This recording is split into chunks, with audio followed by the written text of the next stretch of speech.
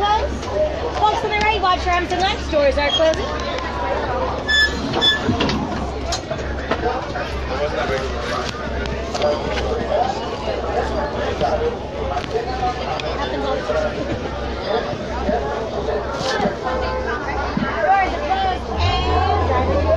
Asante Sunward intending. That means let's go. Shalom everyone, my name is Phil. I'll be your guide over the Harvey Wildlife Resort this afternoon. If you take a look up, you're going to see an animal spotting guide that'll help you to identify the different animals we might see out there on the reserve. And I can see every animal. We usually have some pretty good luck. Now, if you have a camera, you're more than welcome to take as many pictures as you'd like. You may want to set your camera to an action mode or a sport mode. Well, we can't stop for every animal out there, and the animals are not going to stop for us. You want to be able to take pictures on the move. We are going to be going over bumpy roads up ahead, so you will want to hold on tight to all of your belongings and remain fully seated throughout the duration of our journey.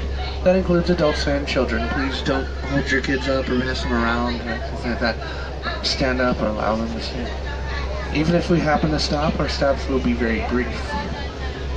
Now, we also are going into a wildlife reserve. That means these are wild animals, and in a lot of cases they are also endangered species. We ask that you do not call out to them, whistle, snap your fingers, things like that. We don't want to scare them away. And we just have to wait here for final clearance from the warden before we enter the reserve. Our first stop will be in the Little Aturi Forest. Now, a lot of the forest animals we use their natural markings as camouflage, hide from predators. Could make it a little bit difficult to spot them. So you want to keep your eyes peeled. Animals can be to our left, right, even in front of us or behind us. I'm going to do my best to point the animals out to you. I do have to drive the truck, so I might miss something here and there. I'm pretty good, so I usually don't miss anything, but you never know.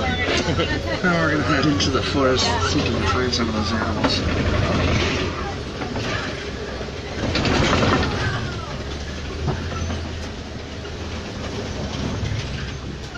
Well, we're in luck. Off to the right there, out in the distance, you can see an okapi.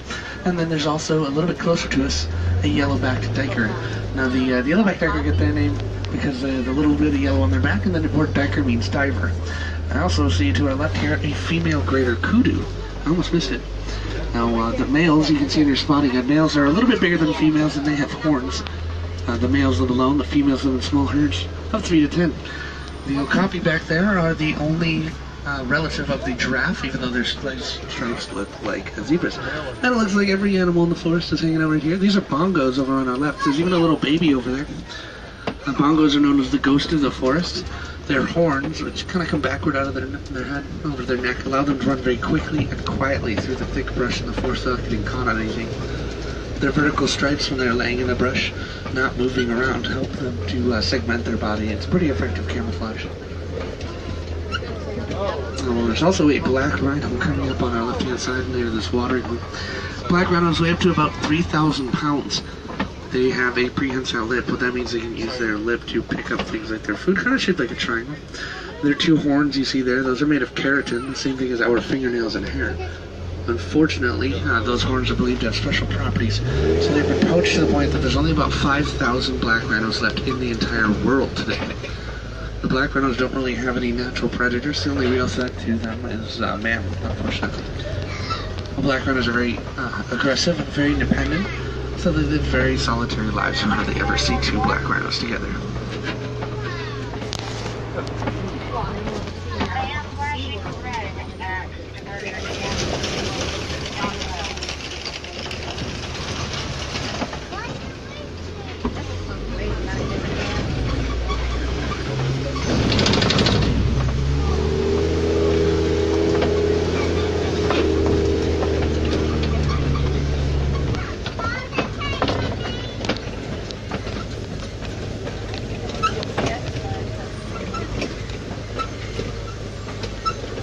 We're coming down into the Safi River. We're gonna drive right through the river here. It's a popular home for hippos. Hippos are nocturnal, so they sleep during the day. There actually is one sleeping on the bank of the river right over there. They actually often sleep in the water. They actually can hold their breath underwater for about 8 minutes at a time. They'll come up whenever they need to breathe, but actually remain asleep the entire time. They are nocturnal, so they come out at night to graze on the banks of the river to eat their food. And they're herbivores, so they'll be eating grass. They're very dangerous, actually, though. do know about herbivores. First of all, they're very large, but also they're very territorial. You do not want to mess with a hippo. Each hippo weighs about 5,500 pounds. A group of hippos is called a bloat. The hippos make a sound called a wheeze honk. Sometimes it's a wheeze and then a honk, or honk and then a wheeze. Sometimes it's just a wheeze. We're about to be going over a bridge here in a moment, and to the left you'll see some Nile crocodile, so make sure you remain seated. Oh, wow. Nile crocodile can reach about 16 feet long on average and weigh about 500 pounds. And they have a powerful bite of about 2,000 pounds per square inch of force, which is enough to break the bones of their prey. They're a cold-blooded animal, and to keep their body cold, they'll stay in the water. You may also see them open up their mouths. They actually have no ability to sweat, so opening up their mouth, which releases heat, allows them to regulate their body temperature.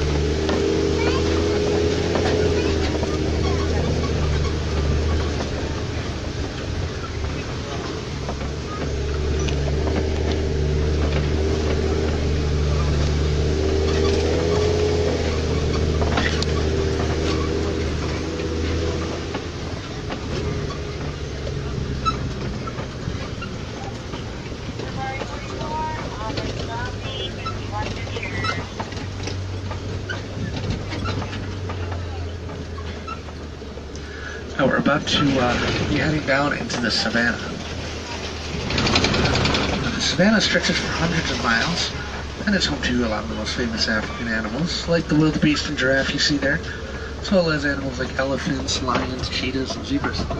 That's the wildlife we're trying so hard to protect here in Harambe. I already see several different herds out here. The wildebeest you see out to the right are the white-bearded wildebeest. The name wildebeest comes from the off-country word wildebeest, which means wild beast. The other name we've given them is the gnu. Gnu is spelled G-N-U, and that's for the vocalization that they make. The wildebeest at night will often lay very tightly packed together in rows when they're sleeping. Being close together gives them safety in numbers, while laying in rows allows them to run away from predators without running into each other. It's extremely useful. Over here, right next to the truck, you'll see some Ankoli cattle.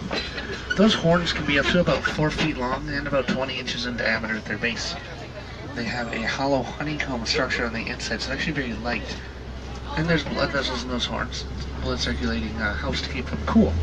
They are the only domesticated animal on the reserve. They're sometimes referred to as Watusi cattle because they were first domesticated by the Watusi people. They're currently being domesticated by the Maasai people of Africa. Over to our left on top of the rocks over there, there's actually a hyena. Now, the hyena are not a dog, they're not a cat, they're in their own family, the Hyenidae. Now, they are a female dominant class structure. The lowest ranked female is always higher ranked than the highest ranked male. And that's a spotted hyena. They actually are hunters. People believe hyenas just are scavengers, but they hunt for their own food. They actually have a powerful enough bite to bite through bone, and they can just digest bone marrow, which is actually fairly unique. Now, looks like there's some wildebeest crossing the road up ahead, so we're going to be a little slow going. But you'll see all these giraffe around us. A group of giraffe is called a tower. They are the tallest animal in the world. They stand about 18 to 20 feet tall. Giraffe spend most of their time standing. You won't see them sit down or lay down too often, or for too long. That exposes their necks to predators and makes them vulnerable. It also takes them a few seconds to stand up, so prefer not to do that. For that reason as well. Now it looks like there's going to be another wildebeest in the cattle crossing, so we're going to take a moment to give them time. Over to the left, there is a younger giraffe. And the baby giraffe are born at about 6 feet tall. And they're going to be up walking around, typically within the first hour of their birth. They birth their young often at night, so they can use cover of darkness to birth them, nurse them, and clean them, all under the safety of the cover of darkness. But they're promotable pretty quickly, so that's pretty helpful as well. And by the way, there are different kinds of giraffe, but all the giraffe you see out here on the reserve are Maasai giraffe. The Maasai have the jagged edges on their spots, and each one has its own pattern, so they all look different. And the giraffe, you see all of them out here using their long necks and their long prehensile tongues to reach the food high up in the trees. They can actually spend up to about 18 hours a day eating, and that's because they only have to sleep for about 30 minutes a day. Another younger giraffe over there to our right. They're pretty quick as well. Their top speed is close to about 30 miles an hour. They're able to sustain speeds about 10 miles an hour over a long distance.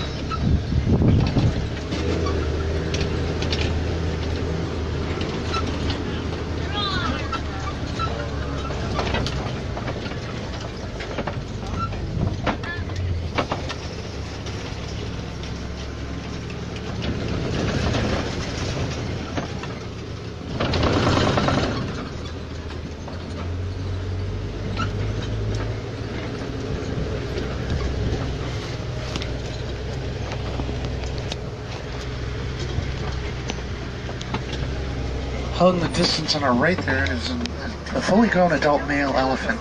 Let's see if I can get this any closer. The males leave the herd once they reach adulthood, which is around the age of 13 or 14. It's actually the second longest adulthood to humans, or childhood, not to humans. The males will either live in small bachelor herds with other males, or they'll just simply live alone.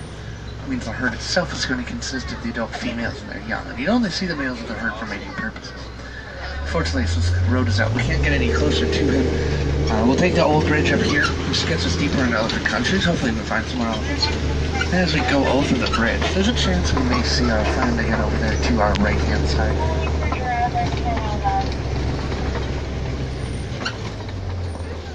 Oh, there he is. Look at that. Another good view from here.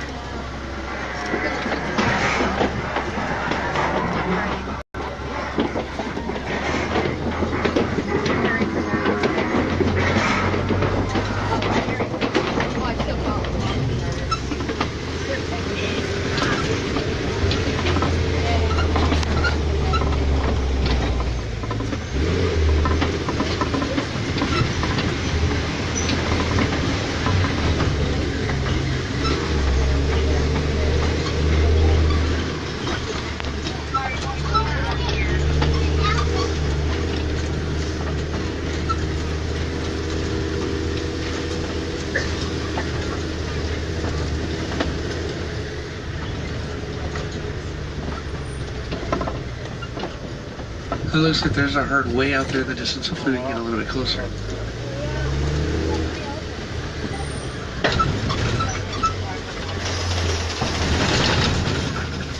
Now the herd, they're going to stick pretty close together. They travel as one family unit led by the matriarch, the oldest female. They don't stay in one place for too long. They'll travel for miles throughout the day, mostly in search of food. Also maybe looking for water, shelter, safety in general. They eat up to about, spend up to about 70% of their day eating, and can consume up to about 300 pounds of food a day. So they have to find new sources of food. They use their trunks to eat as well as drink, and they'll often fling dirt, grass, mud, and water on their backs to get cool. Their trunks have tens of thousands of muscles in them, so they're very, very useful, but also very complex. It looks like there's a little baby in the middle of that herd right there. Kind of see some smaller legs in the... Yep, the little baby's kind of just sticking inside out facing to our left, but it might be a little hard to see through the adults. They'll probably still be learning to use the trunks. It's probably it looks like about a year old maybe. And nurse for up to about the first 5 years as well. The two big issues facing elephants are poaching, illegal hunting for their ivory tusks, and habitat loss. So really, I guess you could say it's one big issue, and that's humans. As we come around this curve, you should see them back there over to the left. You also see this flamboyant flamingo. Now the greater flamingo you see here are not the most colorful, but they are the largest of their species, standing at about 5 feet tall. Get their pink color from eating things like brine shrimp, which contains beta-carotene. It takes about a year or two for them to get that pink color. So you see some small flamingos with gray beaks. They are the babies. Now you can see an elephant's flinging some dirt up over there, and you can see that little baby a little bit clearer. Can't really stop it yourself to just keep on going.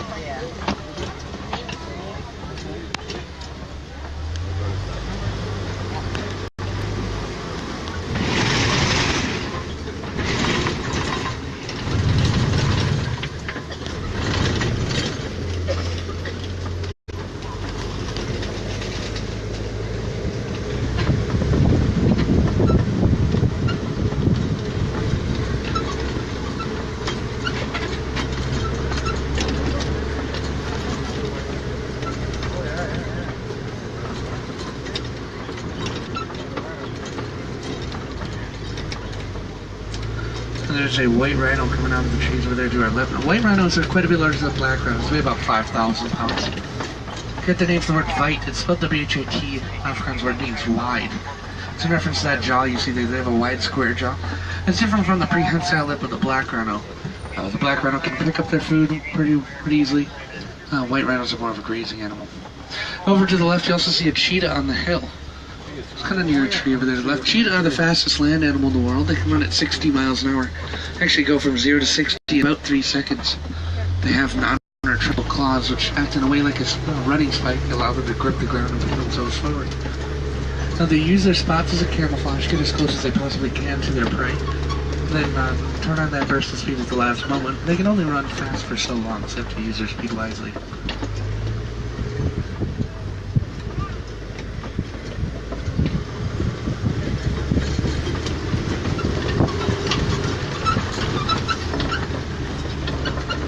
Now we're coming up to a Kopi Rock formation on our left here. Kopi Rocks is the favorite home of the lion. Now lions can be inactive up to about 20 hours a day, so you're going to see them taking naps lying around throughout the day. And they're predominantly nocturnal hunters, so they're more active at night typically. Lions have similar eyesight to humans during the day, but their night vision is about 6 times better than ours. They also have padded paws, so they can move very quietly, sneak up on their prey at night on the side. And over to our right, you're going to see a bontebok. The bontebok are probably the rarest animal on the reserve, and also an incredible conservation success story. The bontebok were hunted to the point that there were 20 total in the wild. 20, in the late 19th century. They're unfortunately extinct in the wild, but it's because of reserves like Harambe and a lot of hard work that they exist whatsoever nowadays. And over here to the left, there are a couple of lions, a male and a female. Of course, the male has a mane, so it's really easy to tell them apart. There's actually a second female down there. The male stays at home to protect the pride, protect their cubs, so the females are hunting. Typically, a pride only has one male because they fight for dominance. Often when they return from the hunt, the male will eat first. Does anyone know the Swahili word for lion? It's Simba. So you may have known it.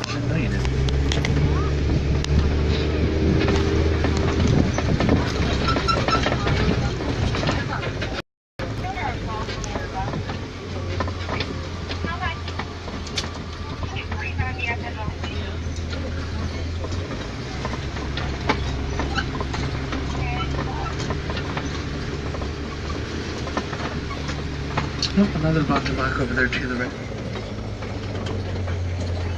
You just think about it, you multiply the number we just saw by 10, you have the total wild population in the late 19th century. It's kind of insane to think about.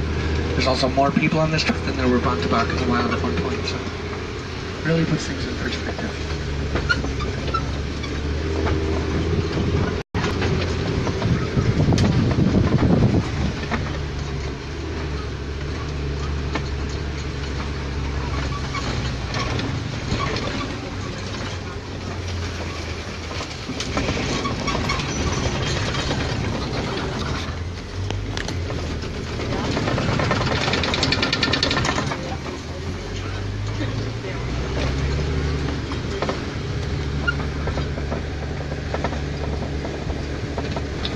Coming up on our right-hand side, a pair of white birds over there. Those are yellow-billed storks.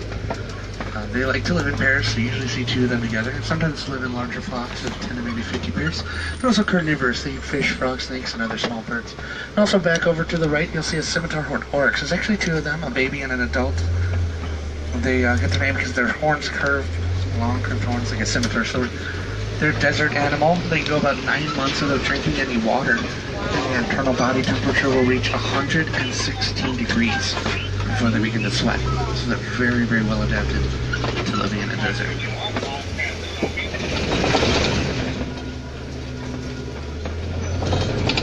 Now, unfortunately, as we pass that gate, we are exiting the reserve and coming to the end of our safari together. I'll be dropping off the warden's post in just a minute here. Now, there's 2 options, things I suggest you do next. They'll be either